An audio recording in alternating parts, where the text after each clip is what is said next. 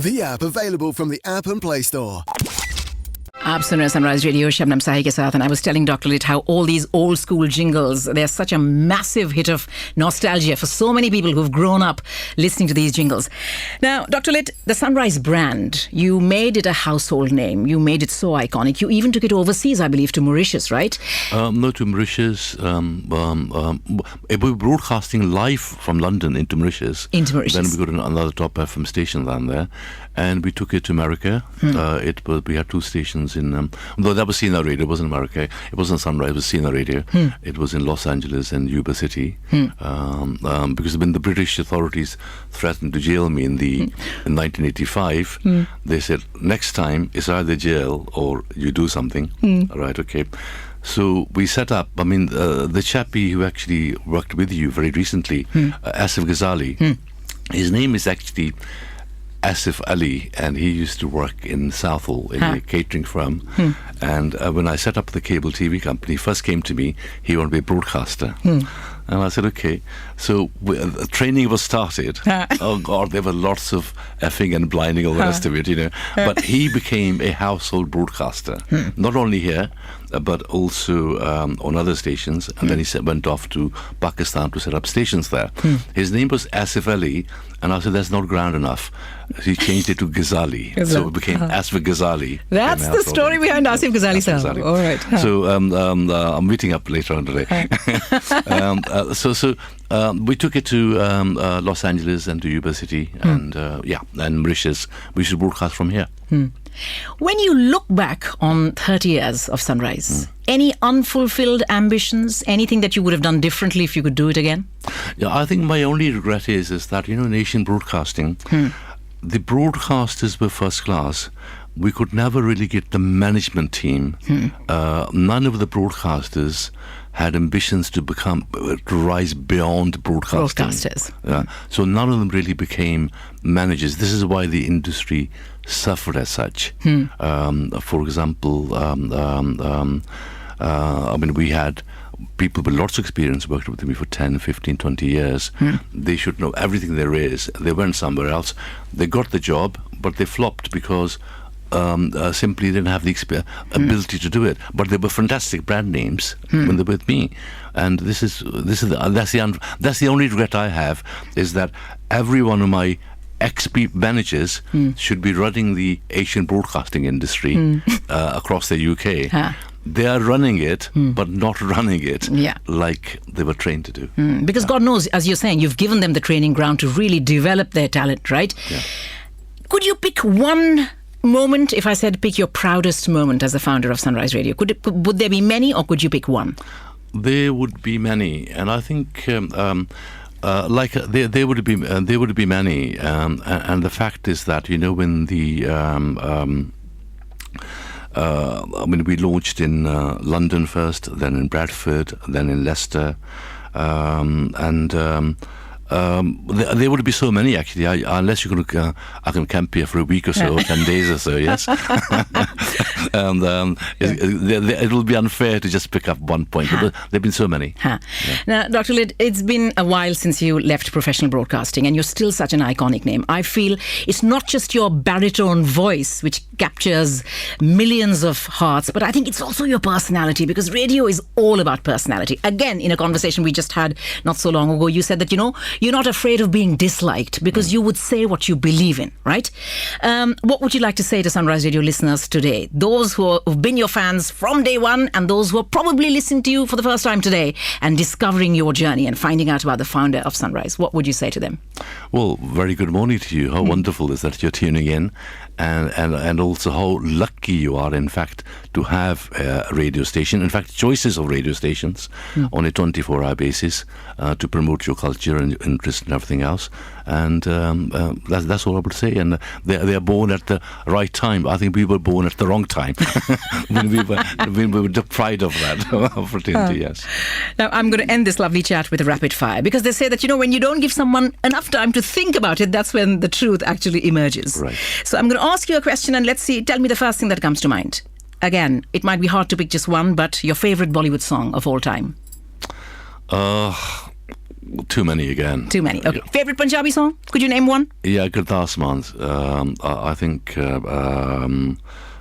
Ki Pushde Gaminder Kapoor's Ki Pushde Hal Pikiranda. Huh. And the other Gurdas Man, which I used to play every night, sitting on your show in the drive time show. I've forgotten the name of it now, but Gurdas Man. Gurdas Man, yeah. The favorite person that you've interviewed on radio could be a politician, could be a musician, could be a Bollywood star. One interview that has stayed with you. I think Amitabh Bachchan's very first interview. Amitabh Bachchan's first interview. And Shah Rukh Khan's very first interview. And Aishwarya Rai. In fact, I knew very little about Bollywood. I knew about music, but very little about Bollywood. And I saw on one Saturday afternoon, I walk into Sunrise reception, and I see Aishwarya Rai actually sitting there. And with the promoter, and the promoter after 20 minutes called me up to say, so and so, I don't know. They came up. She was sitting in my office for 2 hours. I didn't know who she was. I didn't know who she was. And young lady, may I help you? I hope you didn't go up to her. She was sitting in my office and we were talking, and I didn't know who she was. So basically, and one of the reasons is that I have seen just as beautiful looking girls on South of Broadway there you go. as Aishwarya Rai. So this was the reason. I didn't sort of think it was special, yes. Yeah. Favorite time of day to listen to radio? For me? The favourite time is very early in the morning, around about between 6 and 7. 6 and 7:30 in the morning. 6 and 7:30. That rules out my show. Biggest compliment that you ever got from a listener? I think Far too many. Again, too many. Mostly on air. This was the Asian community coming together.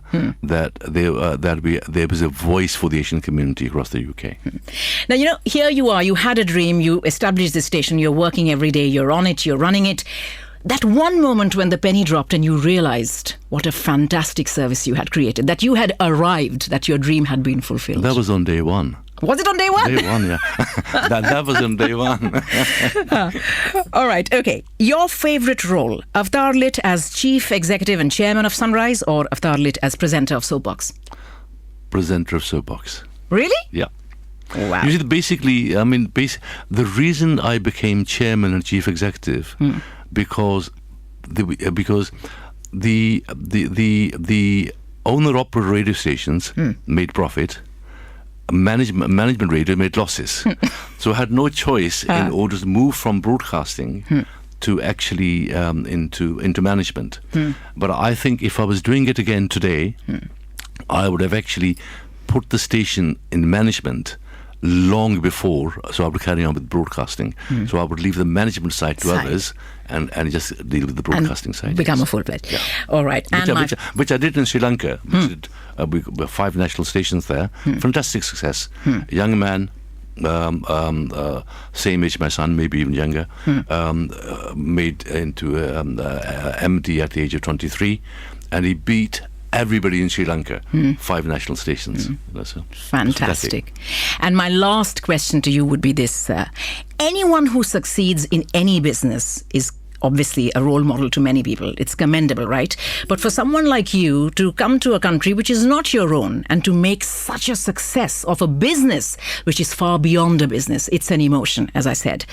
What do you think is the key to success in running a successful radio station?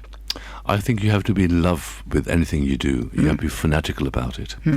And I was fanatical about a lot of things, but radio was my primary thing. Today the culture is that I'll put X amount of hours in, I want Y out, and that was for the love of it. I told you there were 4 or 5 people with me, as was one of them, where the payment we could look forward to for broadcasting, for being loved, was go to jail. Detained at Her Majesty's pleasure. Absolutely. we never got there. But Small mercy, thankfully. But there was a very good potential of going there. Was it that were you constantly flirting with danger? I think that must have been. No, we refused to go underground because we registered for taxation, all the rest of it. We put a signboard up. Normally pirate radio stations, they do hide all the rest of it. Yeah? The story is there, but none of it is true. We actually had a shop front opposite Southall railway station. We put a board up. We had phone numbers there. We refused to go underground. We were saying, this is our basic right, and we're going to take it. Dr. Lit, what a pleasure it's been talking to you and hearing from you firsthand how this iconic station came about. For me, it gives me so much joy, so much pleasure to be a part of this brand. Thank you so much for your time. Pleasure. Thank you. Thank you very much. Sunrise Radio. Sunrise Radio. Playing the best mix of music.